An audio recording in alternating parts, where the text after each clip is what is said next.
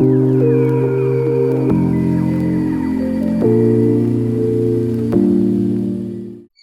भगवान दूसरे अध्याय के 23वें श्लोक में बोल रहे हैं कि तुम युद्ध नहीं करोगे तो तुम्हें पाप लगेगा। इससे पहले भगवान ने बताया कि तुम युद्ध करोगे तो तुम्हें दोनों फायदे हैं, नहीं तुम्हारा धर्म भी पालन हो गया और भक्ति भी हो गई, फायदा है।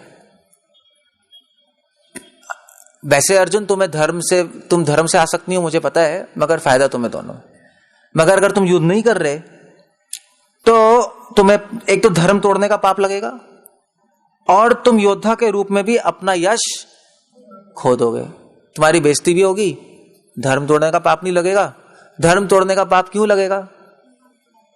क्योंकि युद्ध करना तो भगवान की भक्ति है ना, भक्ति तो उसने छोड़ दी।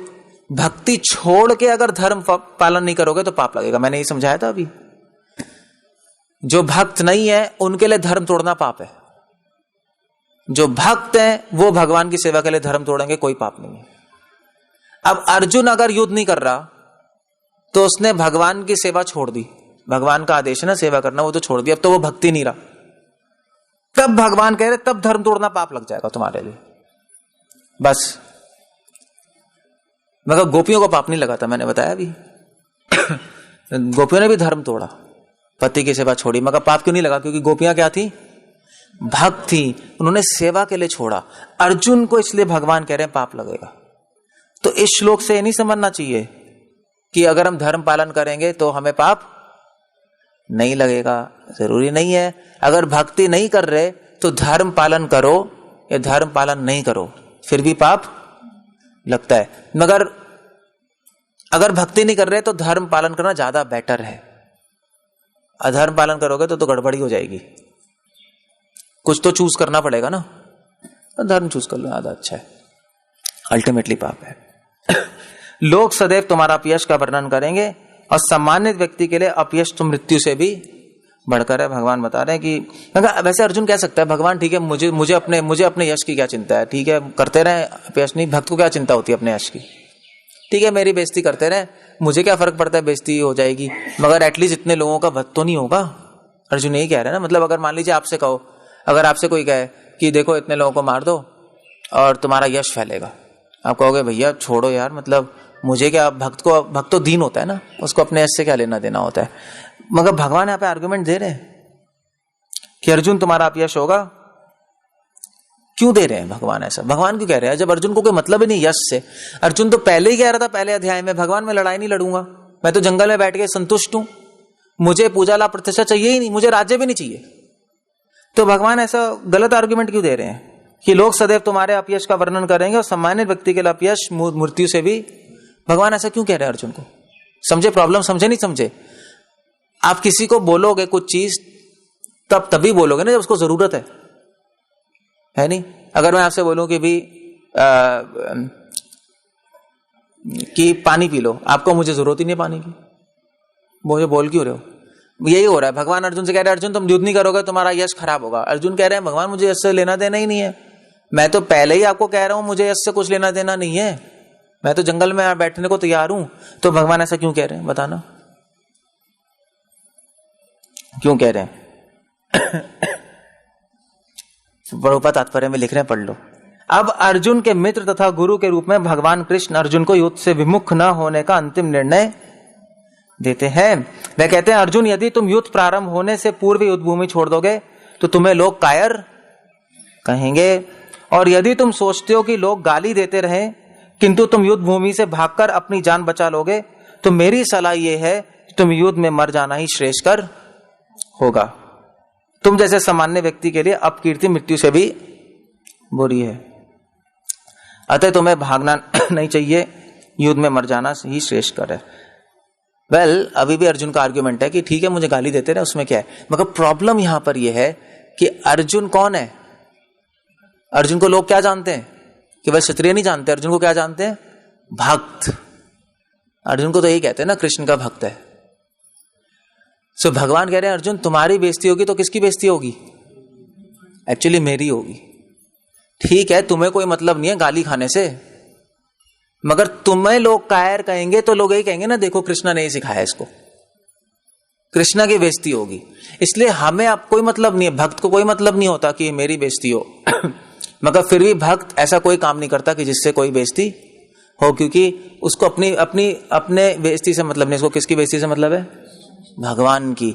इसलिए भक्तों को बहुत केयरफुल होना चाहिए अपने, जो भी हम कर रहे हैं ना सोसाइटी में, जो भी हम काम कर रहे हैं, जो बोल रहे हैं, जो व्यवहार कर रहे हैं, हमें सही से करना चाहिए। क्योंकि लोग अगर हमें गाली देंगे तो सीधा कृष्ण के पास बात पहुंचेगी, ये देखो कृष्ण के भक्त ऐसे होते हैं, तो कृष्ण लोग के भक्त ऐसे बेकार लोग हैं।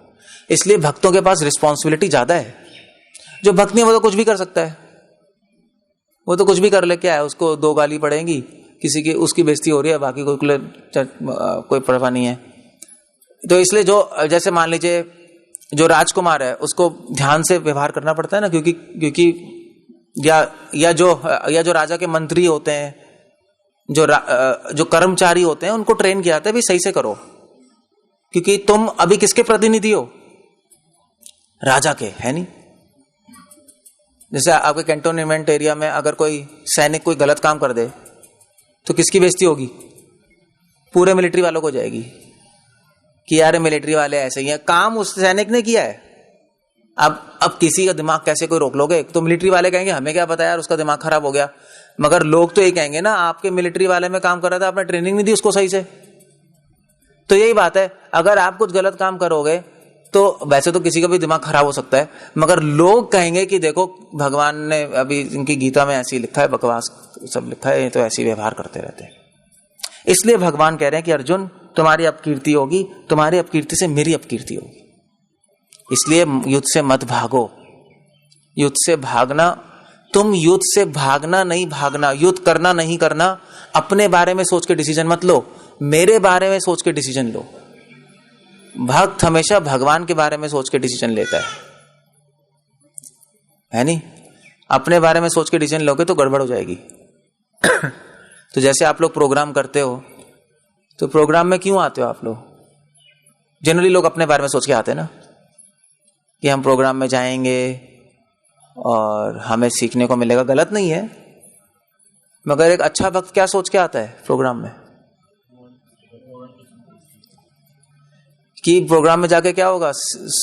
कथा सुन के क्या होगा? भगवान की सेवा होगी। सेवा कैसे होगी? सेवा कैसे होगी भगवान की? है ठीक है, भगवान की कथा सुनेंगे, सेवा में उत्साह आएगा, वो बात अलग है।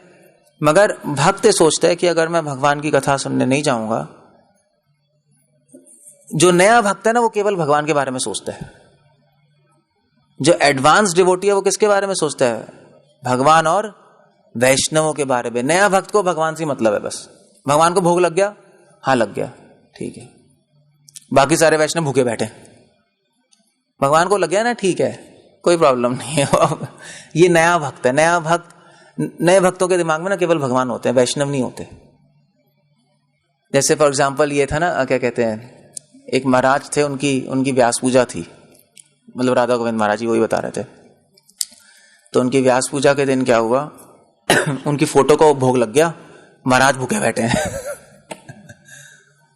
तो उन्होंने कहा भाई तुमने सब व्यास पूजा कर ली, मेरे फोटो को भूख लगा दिया, मैं भूखा बैठा हूं, ये हो क्या रहा है ये? सो यही बात है, अगर आप भगवान को भोग लगाओगे, वैष्णवों को नहीं खिलाया आपने, तो इसका मतलब भगवान भूखे ही हैं अभी, क्योंकि भगवान वैष्णवों के द्वारा खाते हैं। ये तो फोटो है ना, ऑफ कोर्स भगवान स्वीकार भी करते हैं फोटो के द्वारा, मगर अगर भक्तों को नहीं खिलाओ तो भगवान स्वीकार नहीं करेंगे, नहीं करते, क्योंकि वैष्णवों का मुख ही भगवान की यज्ञशाला है, उसके द्वारा स्वीकार करते हैं भगवान। जो नया भक्त है वो ऐसा सोचता रहेगा, जो पुराना डिवोटी है वो सोचेगा नहीं गुड, नया भक्त सोचेगा मैं कथा में क्यों आऊंगा, क्योंकि भगवान के बारे में सुनने को मिलेगा, उत्साह आएगा सेवा में, गलत नहीं है सोचना। मगर एडवांस डिवोटी क्या सोचेगा कि मैं कथा में क्यों आऊंगा, क्योंकि और भक्तों को उससे उत्साह मिलेगा नहीं। अगर कोई होगा ही नहीं कथा में तो फिर कोई आएगा ही नहीं, फिर लोग कहेंगे यार कोई आता ही नहीं, जो नए लोग नहीं आएंगे ना, फिर अगर पुराने लोग नहीं आएंगे तो नए लोग भी कहेंगे हम भी क्यों आए, इनके ही लोग नहीं आते। इसलिए भक्त ये सोच के आता है कथा में, चलो दूसरों का फायदा होगा, दूसरे भक्तों को उत्साह मिलेगा, नए लोग जुड़ेंगे। सिर्फ अपने लिए काम मत करते रहो पूरी लाइफ, अपने लिए तो सब कर सकते हैं, दूसरों के बारे में सोच के, दूसरे भक्तों के बारे में सोच के भक्ति ज्यादा उच्च स्तर पे होती है। समझे नहीं समझे? ये इसलिए भगवान यहां पे ये श्लोक बोल रहे हैं। आप देख रहे हो, ऐसे आपको पता नहीं लगेगा क्या चल रहा है श्लोक में।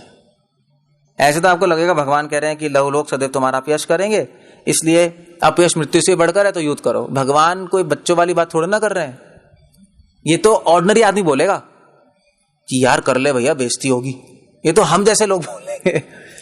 भगवान जब बोलते हैं उसमें कुछ गंभीर बात होती है। कोई बच्चों वाली बात थोड़ा ना कर रहे हैं अर्जुन से, अर्जुन लड़ ले भाई लड़ ले, बेइज्जती होगी तेरी। वो भगवान है, वो जब बोलते हैं कुछ सोच के बोल रहे हैं। भगवान बोल रहे हैं अर्जुन तुम्हारी बेइज्जती होगी तो मेरी बेइज्जती होगी, मेरी बेइज्जती होगी। अगर इन्होंने, ये पहले पापी है कौरव, तुम युद्ध छोड़ के चले गए तुम्हारी बेइज्जती हो गई, तुम्हारी बेइज्जती के चक्कर मेरी बेइज्जती करेंगे कि कृष्ण ऐसे और नर्क चले गए। मेरा बेइज्जती अगर ये करे तो हमेशा के लिए नर्क चले गए। इसलिए युद्ध करना अच्छा है, तुम इनको पापों से बचाओगे। युद्ध करने से पाप से बच जाएंगे, एटलीस्ट मेरी बेइज्जती तो नहीं करेंगे। जैसे फॉर एग्जाम्पल एक वो संत था ना, तो संत के पास एक भोगी आया, तो भोगी ने कहा मुझे आशीर्वाद दीजिए। तो संत ने क्या आशीर्वाद दिया? संत ने कहा कि तुम, भोगी को क्या बोला था? नहीं, भोगी को बोला था कि तुम हाँ उसको बोला था ना जियो ना मरो। उसको आशीर्वाद दिया। एक संत आया तो एक और साधु आया, तो उसने बोला संत जी आशीर्वाद दिए। संत ने कहा तुम हमेशा जीते रहो। एक कसाई आया तो उसको संत ने आशीर्वाद दिया तुम मर जाओ जल्दी से। सो लोगों ने कहा ये क्या हो रहा है? तो संत ने कहा देखो भोगी है, जो भक्त नहीं है उसको मैंने बोला ना जियो ना मरो, क्योंकि मरेगा तो सीधा कहां जाएगा, और जिएगा तो पाप करेगा। तो मुझे यही कहना पड़ा ना जियो ना मरो, दोनों ही तरीके से गड़बड़ है। जो साधु है उसको मैंने आशीर्वाद दिया जीते रहो। नहीं, साधु को आशीर्वाद दिया तुम्हारी मर्जी है, तुम जियो या मरो, ये आशीर्वाद दिया था। क्योंकि साधु अगर जिएगा तो लोगों का कल्याण करेगा, मरेगा तो भगवान के पास चलेगा, दोनों ही फायदा है। कसाई को आशीर्वाद दिया था संत ने कि हमेशा जीते रहो, क्योंकि कसाई मरेगा तो कहां जाएगा, वो तो बहुत ही बुरे नरक में गया। इसलिए तुम जीते रहो। हो सकता है बाई चांस कभी तुम साधु से मिलो और तुम्हारा कल्याण हो जाए, तो फिर तुम बच जाओगे, सारे पाप कट जाएंगे, भक्ति करने से बच गए, वरना तो तुम नरक में गए। इसलिए तुम जीते रहो। आप देख रहे हो कैसे अजीब संत भी अजीब से होते हैं। आप असली संत के पास जाओगे ना तो आप घबरा जाओगे, ये क्या हो गया। वो कहें कसाई को यार उसने बोल दिया तुम जीते रहो। और एक राजा गया तो राजा को बोला तुम मर जाओ जल्दी से। ने कहा ये क्या है? तो उसने बोला, संत ने बोला देखो भी राजन, तुमने अभी तक लोगों के लिए काम किया, कुएं खुदवाए, पुण्य किया है, तुम जल्दी मर जाओ तो तुम्हें स्वर्ग की प्राप्ति होगी। अब तुम और जी लियो, पाप में फंस गए तो फिर गड़बड़ हो जाएगी, तुम्हारे पाप पुण्य भी गए काम से। सो ये संत होते हैं। संतों की बात समझ नहीं आ सकती। संतों की बात समझ नहीं आएगी तो भगवान की बात कैसे समझ आएगी? सो इसलिए गीता में भगवान जो बोल रहे हैं उसको डेप्थ में समझना होता है। इसलिए भगवान ने कहा अर्जुन तुम युद्ध करो। तुम्हें लग रहा है युद्ध करने से मरेंगे, मैं कहता हूं युद्ध ना करने से मरेंगे और बुरे नरक में गए। युद्ध करने तुम्हारे तीर से मरेंगे तो इनकी उच्चगति होगी, क्योंकि मेरे सामने मर रहे हैं ना। और अगर तुमने युद्ध छोड़ के भागा, युद्ध नहीं हुआ, तो ये मेरी निंदा करेंगे। पहले मेरी निंदा कर रहा है दुर्योधन, कर करके हमेशा के लिए नरक चला गया। तुम, इसलिए भगवान हमें सिखा रहे हैं यहां पर कि बाहर से चीजें कुछ और दिखाई देती हैं, जब गीता के ज्ञान से देखोगे तो कुछ और, बिल्कुल ही कुछ और दिखाई देने लगेंगी। आसान श्लोक था ना, मगर श्लोक अलग हो गया, नहीं हो गया बिल्कुल। और फिर भगवान कह रहे जिन जिन महान योद्धाओं ने तुम्हारे नाम तथा यश को सम्मान दिया है, वे सोचेंगे कि तुम्हें डर के मारे युद्ध भूमि छोड़ दी और इस तरह वे तुम्हें तुच्छ मानेंगे। भगवान वो लॉजिक दे रहे हैं आगे, बस लॉजिक ही समझा रहे हैं। तुम्हारे शत्रु अनेक प्रकार के कटु शब्दों से तुम्हारा वर्णन करेंगे, तुम्हारी सामर्थ्य का उपहास करेंगे। तुम्हारे लिए इससे दुखदाई और क्या हो सकता है। भगवान ये भी बता रहे हैं अर्जुन तुम्हारी बेइज्जती होगी तो तुम्हें तो दुख नहीं होगा, मगर मुझे दुख होगा। ये भी पॉइंट है नहीं, क्योंकि भक्त की बेइज्जती होती तो भक्त को तो कोई दुख नहीं होता, तो किसको दुख होता है? कृष्ण को होता है। तो अर्जुन से कह रहे हैं कृष्ण कह रहे हैं अर्जुन से, अर्जुन तुम युद्ध करो, मुझे पता है तुम्हें अपने मान सम्मान की कोई इच्छा नहीं है, वैष्णव को कभी नहीं होती, मगर तुम करो क्योंकि तुम्हें कटु शब्द बोलेंगे और वह कटु शब्द सीधा मेरे हृदय पे लगेंगे और मुझे गुस्सा आएगा, और अगर मुझे गुस्सा आ गया तो हमेशा के लिए नरक में चले गए। इसलिए भगवान कई लॉजिक से बता रहे हैं अर्जुन युद्ध करना ही बेटर है। यहां पर धर्म भी फॉलो हो गया, भक्ति भी हो गई, उनके पाप भी नहीं बढ़े वरना उनके पाप बढ़ जाएंगे। सो कितना अच्छा लॉजिक दे रहे हैं भगवान। आप देख रहे हो, मगर अर्जुन ने सारे लॉजिक दिए पहले अध्याय में कि मैं युद्ध नहीं करूंगा। इसको कहते हैं माया। जब माया आती है ना तो हम पूरे तरह लॉजिक से कन्विंस्ड हो जाते हैं कि हम सही हैं, कन्विंस्ड होते हैं। नहीं जैसे हम कहते नहीं है जब जवान होते हैं लोग, अभी तो समय नहीं आया भक्ति करने का, अभी तो काम कर लो, पैसे कमा लो, भक्ति बाद में होगी। उसके लॉजिक भी होते हैं लोगों के पास। देखो भाई अभी शादी करो, पैसे कमाओ, अभी भोग कर लो, बाद में भक्ति हो जाएगी, इतना लंबा जीवन है, सारे लॉजिक कन्विंस्ड है वो। मगर यही तो बात है, माया पूरी तरह आपको लॉजिक से कन्विंस कर देगी। मगर गीता में भगवान ने फिर बोला अर्जुन तो नपुंसक को तुम बिल्कुल ही उल्टा सोच रहे हो, तुम नॉनसेंस हो। इसलिए भक्तों की जरूरत होती है, क्योंकि भक्त नहीं होंगे तो आप अपने सोच साच के अपना जीवन में सोचोगे मैं ठीक कर रहा हूं, मगर हो सकता है बिल्कुल ही उल्टी डायरेक्शन में चल रहे हो। जाना है पंजाब, आप जा रहे हो साउथ इंडिया, जाना है उत्तर दिशा में, आप जा रहे हो दक्षिण दिशा में। इसलिए कभी भी पता है आप भक्तों को मत छोड़ो, बस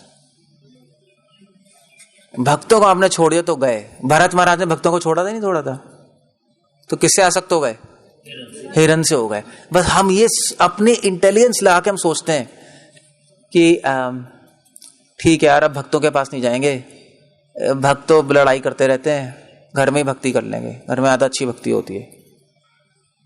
लॉजिक तो अच्छा है, मगर जैसे आपने सोच लिया अब गए काम से, खत्म हो गया, फिनिश हो गए। अर्जुन के ऐसे लॉजिक अच्छे थे, मगर भगवान ने कहा नॉनसेंस यार, तुम नॉनसेंस बात कर रहे हो। इसलिए डिवोटिस का रहो हमेशा। डिवोटिस के साथ प्रॉब्लम तो होती है नहीं, जहां दो चूड़ियां होंगी तो खनकेगी नहीं, वो तो है ही। घर में भी लड़ाई होती है, जहां दो लोग होंगे वो तो लड़ेंगे। सो 4 डिवोटी होंगे, लड़ाई होगी। मगर भक्तों के समाज में फायदा ये है, भोगी जब लड़ाई करेंगे तो गाली देंगे नहीं, कुत्ते कमीने जो भी गाली देते हैं वो। भक्त जब लड़ाई करेंगे तो क्या करेंगे?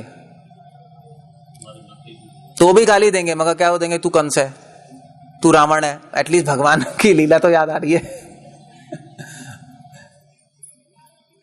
सो भक्तों के समाज में बहुत फायदा है, सब कुछ भगवान से कनेक्टेड होता है।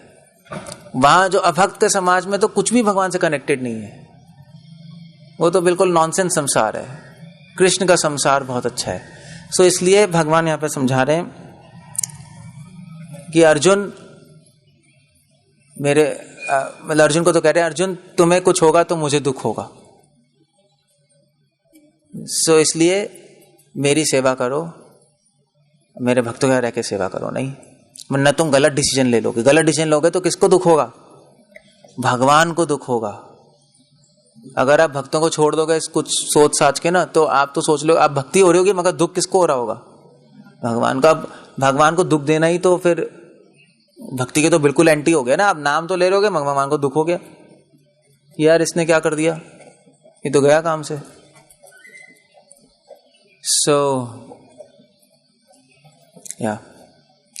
इसलिए हमेशा कोई भी डिसीजन लेना है तो किससे पूछना चाहिए?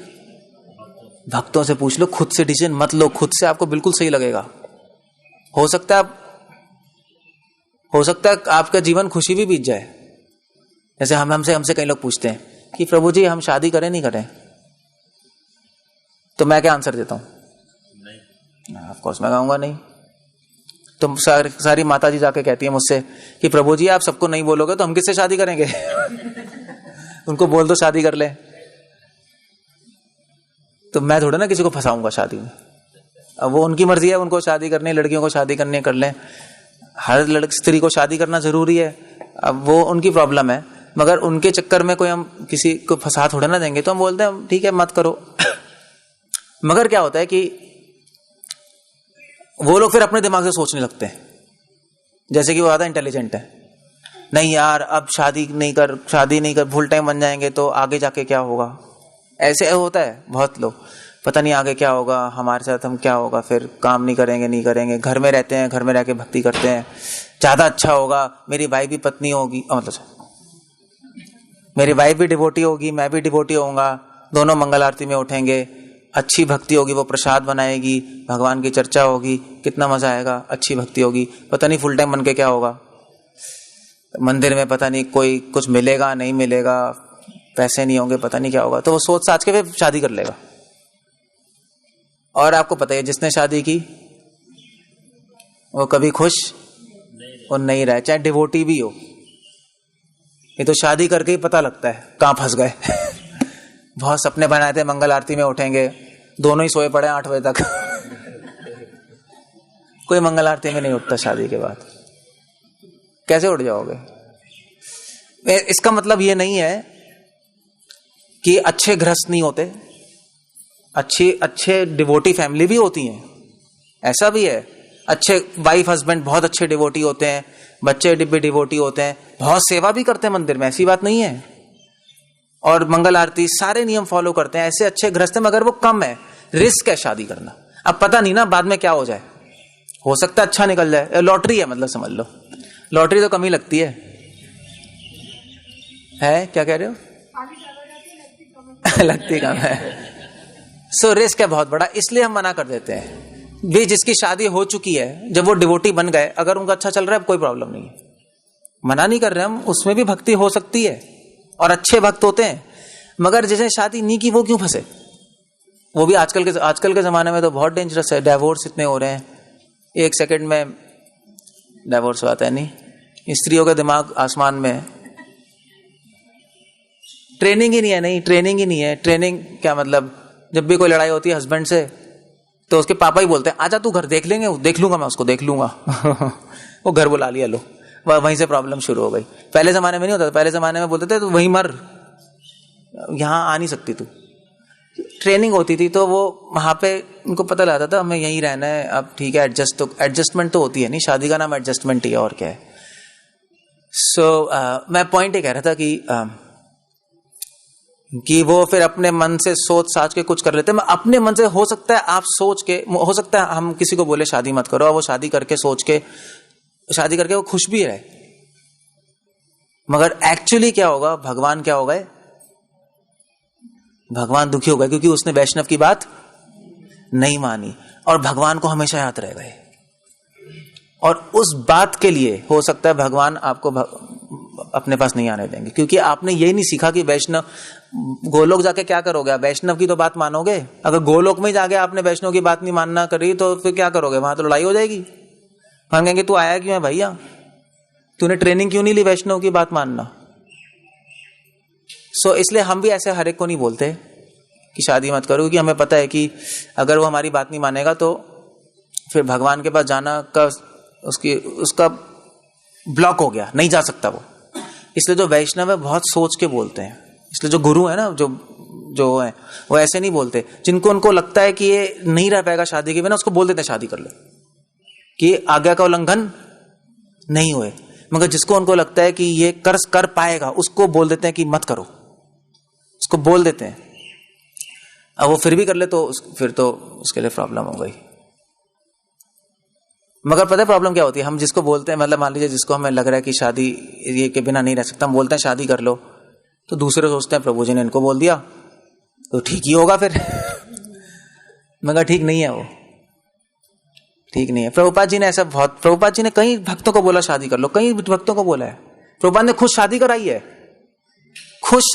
है, तो इसका मतलब क्या प्रभुपाद समर्थन कर रहे थे क्या? प्रभुपाद ने कितने लोगों को बोला तुम शादी मत करो और रहो, सेवा करो, मत करना कभी। अलग अलग लोगों के लिए अलग अलग ऑर्डर्स थे। ऑर्डर फॉलो करना ही जीवन का लक्ष्य है।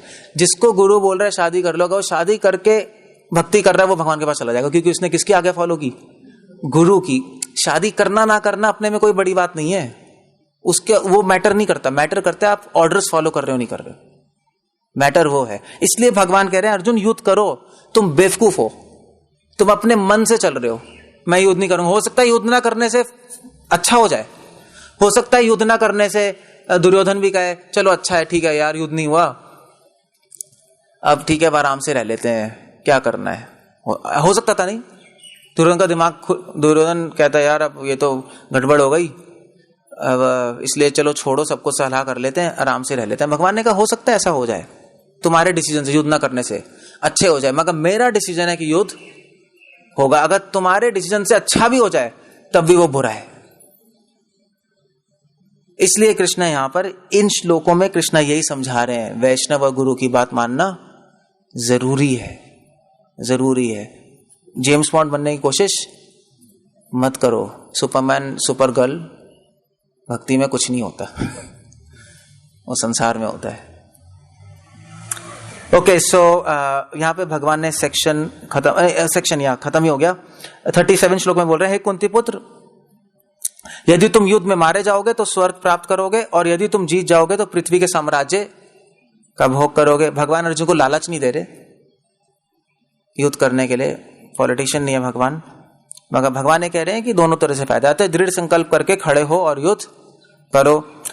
तुम सुख या दुख, हानि या लाभ, विजय या पराजय का विचार किए बिना युद्ध के लिए युद्ध करो, ऐसा करने पर तुम्हें कोई पाप नहीं लगेगा। 38 श्लोक में फिर भगवान, तो भगवान ने, गीता का सार है ना, तो भगवान ने पहले आत्मा और शरीर की चर्चा की, अब फिर भगवान ने यहां पे चर्चा की, क्या चर्चा की कि गुरु और वैष्णव की आज्ञा मानना जरूरी है, उससे दोनों ही लाभ होंगे, धर्म भी हो जाएगा और भक्ति भी हो गई।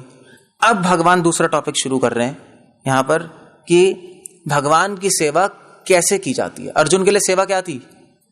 युद्ध करना। हमारे लिए सेवा क्या है? अभी चैंटिंग करना, प्रचार करना, ये सेवा है ना। तो मगर सेवा करने के वक्त कुछ सोचना भी तो पड़ेगा, माइंड भी तो चलेगा। सेवा करते वक्त, सेवा की क्रिया करते वक्त क्या सोचना चाहिए मन में, अब भगवान वो सिखा रहे हैं। क्योंकि आप सेवा कर रहे हो, मन कहीं और भाग रहा है, कहीं और ही चलता जा रहा है। आप सेवा कर रहे हो और आप मन में सोच रहे हो यार सेवा करके मुझे फिर डबल प्रॉफिट मिलेगा, तो गलत है ना। फिर सेवा करूंगा फिर मुझे पैसे मिलेंगे, ये तो गलत है ना। तो क्या सोचना है, भक्त की मानसिकता क्या होती है उस क्रियाओं के पीछे, अब वो सिखाएंगे भगवान दूसरे अध्याय में। भगवान कई टॉपिक्स को छू रहे हैं। अगर दूसरा अध्याय समझ लोगे तो आप पूरी गीता समझ लिए। मगर प्रॉब्लम यह है कि अगर शुरू में कुछ सुनते हैं तो इमीडिएटली समझ, इसलिए भगवान दूसरे अध्याय को एक्सप्लेन कर रहे हैं आगे गीता में। दूसरे अध्याय की एक्सप्लेनेशन है पूरी गीता। मगर बुद्धिमान व्यक्ति यही समझ के समझ जाएगा, कोई प्रॉब्लम नहीं है। कल हमें डिस्कस करेंगे कि आगे भगवान और क्या समझाना चाहते हैं। हरे कृष्णा।